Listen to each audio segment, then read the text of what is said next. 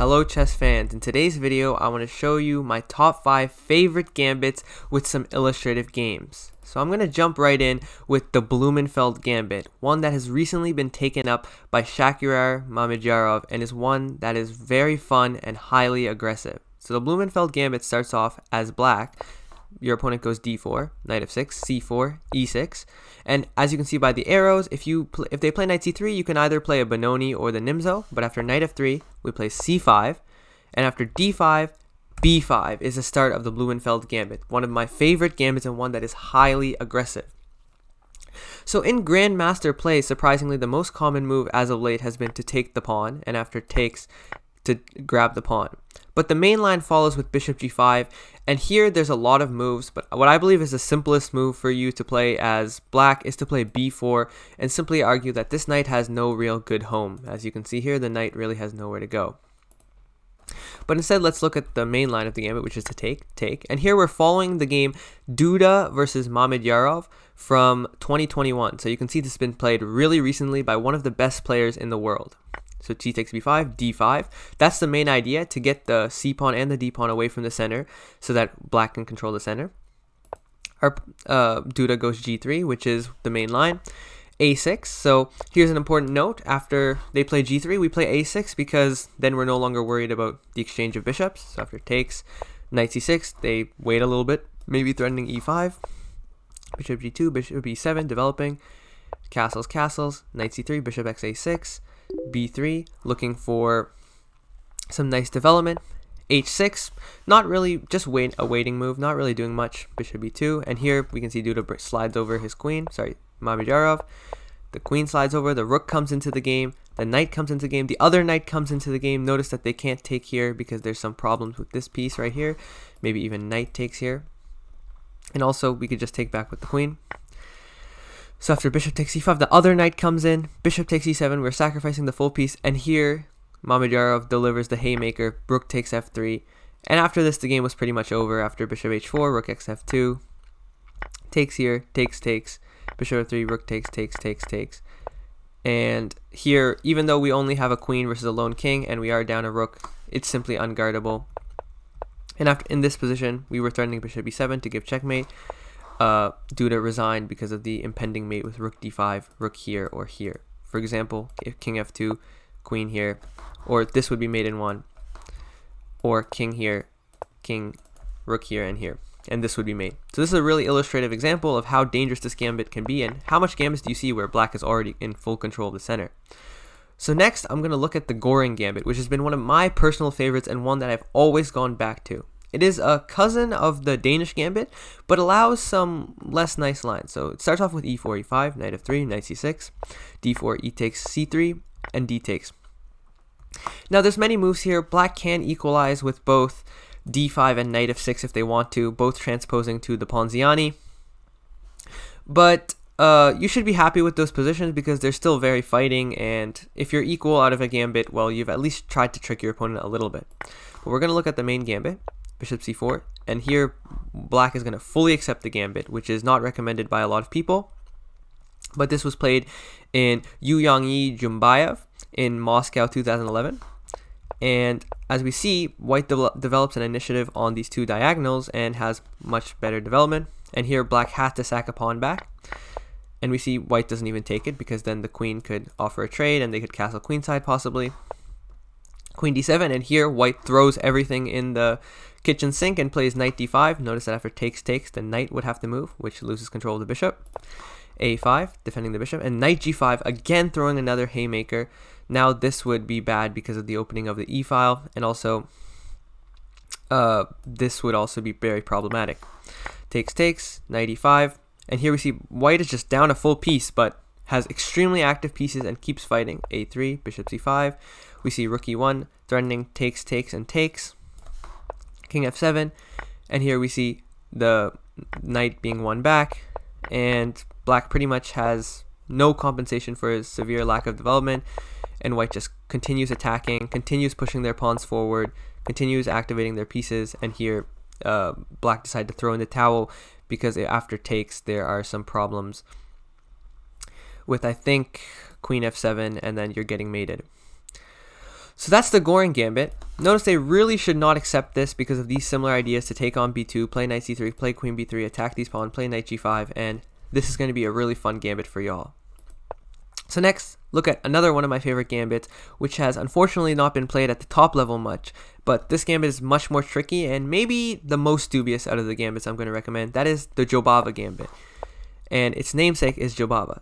So this game started off with the Elephant Gambit. The main way to get this move order is through this, that I recommend this move order, because the Elephant Gambit is a little bit unsound, but we end up transposing, and after d4 we see my recommended move, and you can see in the cards right now, that video on the Jobava Gambit is going to come up. Queen takes, and here we see bishop e3 played, which is not a move I covered. I only covered knight c3 because it is the most common move.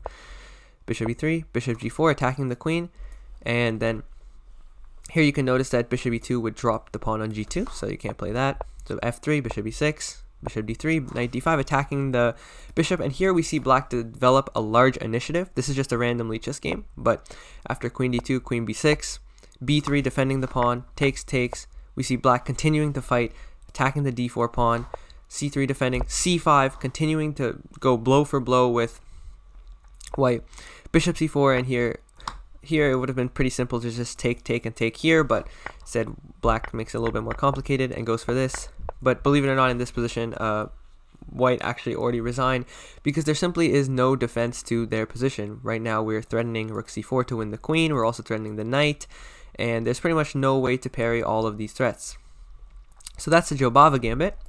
Next, let's look at another one of my favorite gambits, which is the Smith-Morra Gambit. So the Smith-Morra Gambit starts off with e4, c5, d4, c takes, c3, d takes, knight takes. And there's a lot of setups here for black. So black has to make the main choices, but white setup is pretty much always going to be the same. Knight f3, bishop c4, queen e2, castles, rook d1, and if you can at some point try to get an e5 or knight d5. And basically those are all the ideas you need to know, and we'll see pretty much all of them developed in this position. Knight c3, knight f3, d6, bishop c4, e3, e6. Another thing to note is you don't need to get an attack immediately. Sometimes you just have a lot of positional compensation on both of the files. Castles, a6, queen e2, and we see, the setup first being completed, and now we're looking forward to e5 and knight d5, so the queen gets out of the way of the rook. Bishop f4, and here we see basically black start to panic. Black should play bishop e7, but after rook c1 we threaten knight d5, and the position is very unpleasant for black, and this is why I don't really like playing the Smith-Morra from the black side, other than my video on it. But we see knight e5 instead, which here we would have bishop takes e5, dx e5, and rook c1, eyeing the queen. And notice this is a game between two 2400s IRL, queen a5, and bishop e5 again. The Smith-Morra is all about going forward, all about attacking. Notice that black can't really take here because there's simply no way to defend this position. You're going to be getting mated, so knight d7, queen d3, attacking, forcing them to take. And here white should have considered to take and go queen d6, and if takes we have mate, and they shouldn't be able to castle, and now we're threatening this too with mate. But white missed that, instead played b4, which is almost just as good, and here they just got the exchange up, and from here white's position was pretty nice. They pretty much converted it pretty well. And this is one of those gambits which a lot of people think gambits you have to win just outright, but with the Smith-Morra Gambit often you have a lot of positional compensation with the open c file, and here we can see I'm just going through the moves because white was just up an exchange from the opening and managed to play it excellently after that.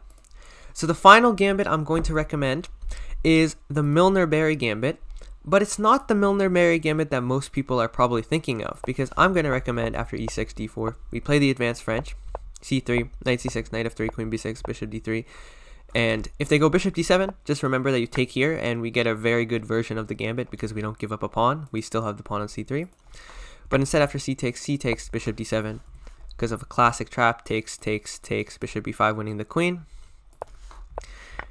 We see knight takes d4, and now we are giving up a pawn, but instead of taking back and playing knight c3, which is the main version of the Milner-Barry Gambit, I'm going to recommend what has become very popular in recent times, which is knight bd2. This sort of delayed-ish Tarrasch or Tarrasch Milner-Barry Gambit, I don't know what to call it, but it's very tricky and actually only equal according to the engine. And so the main moves here include knight e7 and knight c6, but in 99% of Lead Chess games, looking at the database, they have gone knight takes f3, which is considered to be not the best way to try and refute this setup.